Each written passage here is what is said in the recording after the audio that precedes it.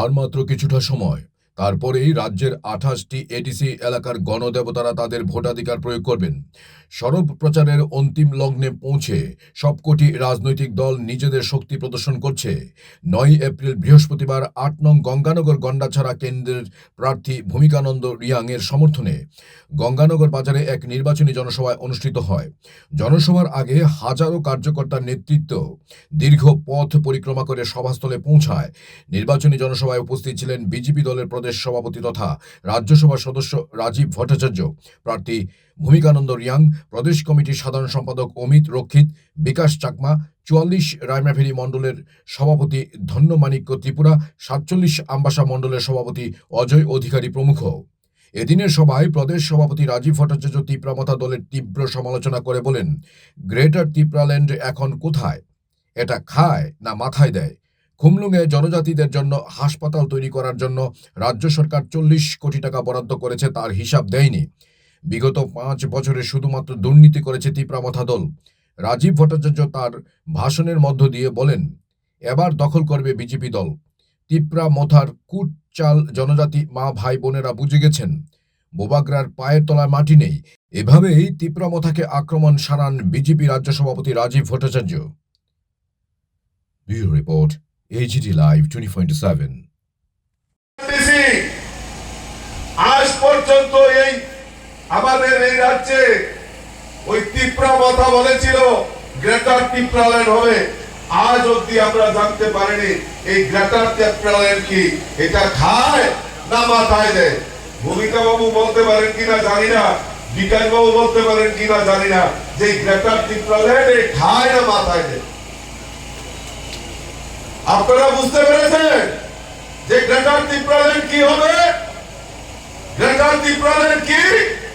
আজকে যখন ওই মথার প্রার্থী আপনাদের বাড়িতে বাড়িতে ভোট ভিক্ষার জন্য যাবে, তাদেরকে জিজ্ঞেস করবে যে গ্রেটার তিপ্রাল্যান্ড কোথায় গেল, জনজাতিদের চাকরি কোথায় গেল? এডিসি এলাকায় তোমরা বলেছিলে ৫ বছরের যুবকদেরকে চাকরি হবে, সেই এডিসি এলাকায় চাকরি কোথায় গেল? হাসপাতাল তৈরি করতে পেরেছে? হাসপাতাল তৈরি করতে পারেনি।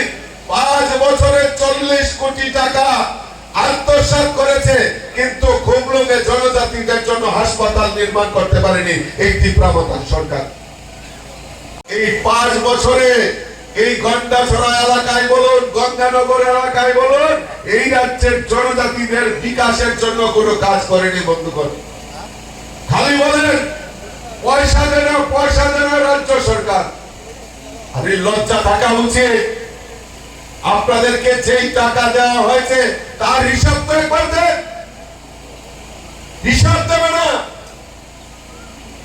কারণ তাদের মধ্যে সৎসাহস নেই।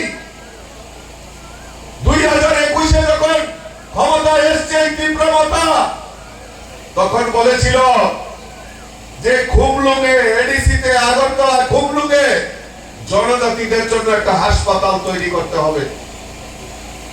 জনজাতিদের জন্য আলাদা হাসপাতাল তৈরি করবে খুমলুঙে। আমরা আনন্দ হয়েছিলাম, যেটা সৎ বুদ্ধি আসছে, তার জন্য রাজ্য সরকার ৪০ কোটি টাকা ওই এডিসি কে দেওয়া হয়েছে। গঙ্গানগরের যে উচ্ছ্বাস, আমি হলক করে বলতে পারি যে আমাদের আগামী যে ১২ তারিখে নির্বাচন হবে আর ১৭ তারিখ যখন ফলাফল ঘোষণা হবে, আমাদের ভূমিকানন্দ রিয়া এখান থেকে পদ্মফুল চিহ্নে বিপুল ভোটে জয়যুক্ত হয়ে আমাদের এডিসিতে যাবে বন্ধুগণ।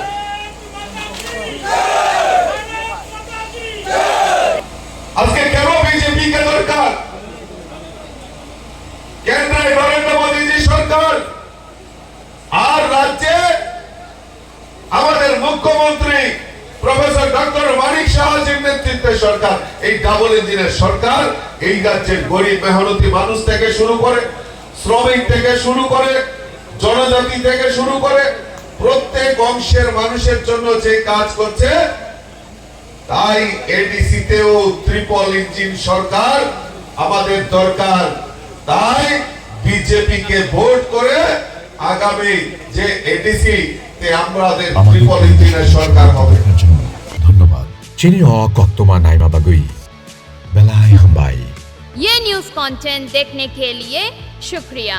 अगर आपका कोई सुझाव है तो हमें कमेंट कीजिए, सब्सक्राइब कीजिए AGT Live 24/7। Thanks for watching AGT Live 24/7.